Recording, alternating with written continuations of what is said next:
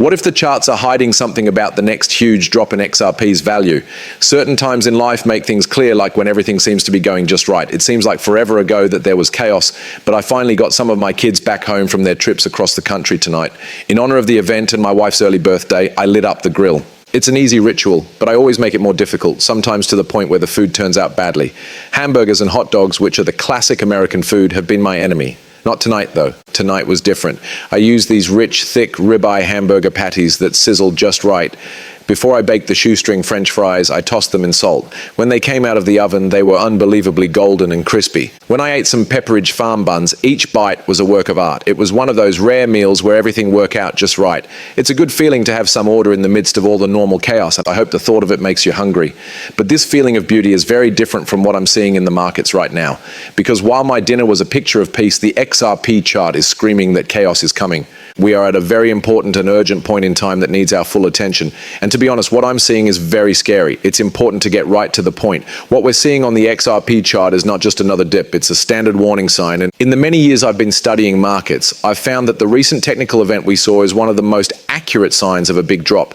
That's when the 13-period moving average fell below the 50-period moving average. For people who like to look at maps, this is more than just two lines meeting. It's a big change in how people feel about the market, a sign that the bears are taking over from the bulls. When I first see the faster 5-period average going down, I'm usually very alert. But the 13 going over the 50 is the final undeniable sign that everything is okay. Based on past events and data, we know that after this crossover, there will almost always be another strong step down. The deadline for this is usually short and harsh. Inside of 1 to 3 trade candles right after the cross, it usually happens. In other words, the pressure could get a lot worse today, tomorrow, or the next day. This is not guesswork, it's finding patterns. This is exactly the time when buyers who aren't ready are caught off guard, and that's what I'm getting ready for right now. Here's another scary picture that we need to look at. The Relative Strength Index, or RSI. Think of the RSI as a speedometer for the market. At the moment, it's just above 40. For those who don't know, that might just look like a number. But for a trader with a lot of experience, it's an important piece of the game. I call any RSI number between 40 and 50 the bear's playground. It means there is just the right amount of strength for sellers to keep prices going down, but not enough buying power to make a real comeback. This is a dangerous area where bullish dreams often die. The asset is neither too low nor too high for a bounce to happen. It's in a state of confusion, ready to go down even more. This is a good time for short sellers and people who bet against the market. That's not what they see in this RSI reading. They see it as fuel for the fire. As we saw, it confirms the bearish crossing and makes it clear that the path of least resistance is down. We've finally broken out of the consolidation pattern I've been warning about for weeks. And now the effects are starting to play out, just as I said they would. A key line in the sand, a support level that many people thought would never break, was there for a long time. I heard a lot of people on social media saying with confidence that we would hold the line at 280 and that a huge protest was coming up soon. But the market can humble even the most sure of people. And that's why I warned that things would quickly and badly get bad if we gave up that backing. And now we are. We did more than test that service. We broke it. The price of our stock is now around 276. Before, trolls were very loud, but now they're quiet and hiding behind their computers. It's not about being right, though. It's about being ready. The technicals don't lie, and they showed that the team was weak. The whole structure of the market has changed now that this base support has broken.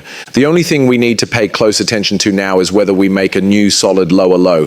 When the price dropped this much before, buyers stepped in quickly, making a wick on the candle and driving the price back up. Now the question is whether they will show up again or whether they have finally given up. Now that the old floor is long gone, everyone must look to the next battlefield. At this level, the bulls made their last fight during the last drop. The point where there was just enough buying pressure to turn things around. The point where that line is drawn is about 273. I'm sure the market will fall back to this level to test it again. Now is the time for truth. What happens at 273 will probably set the course for the next few weeks for XRP. It's possible for two different reasons. In the best case, the number 273 is true. We could see the price fall, find a strong base of buyers ready to buy, and then start a long, slow climb back up. This would be a great sign of being strong, but we need to get ready for the other option, which is the more likely result given the way things are going right now. We will know for sure that 273 has given way if we see a daily candle close below this level. It will show that sellers have full control, and it's possible that the next big drop will start right away. A break of 273 isn't just a small drop, it sets off a chain of events. Where do we fall if that chain reaction starts? The Fibonacci retracement is one of the most useful tools in fundamental analysis that we can use to answer that question. We can find key support zones where a pullback is likely to end by measuring the recent run-up from its low point to its high point. The golden pocket, which is the area between the 50% and 61.8% lines, is the most important part of any retracement. Price movement is drawn to this mathematically. From the chart, we can see that the 50% retracement mark is right around 278, which we have already broken through. This tells us that the slowdown is very bad.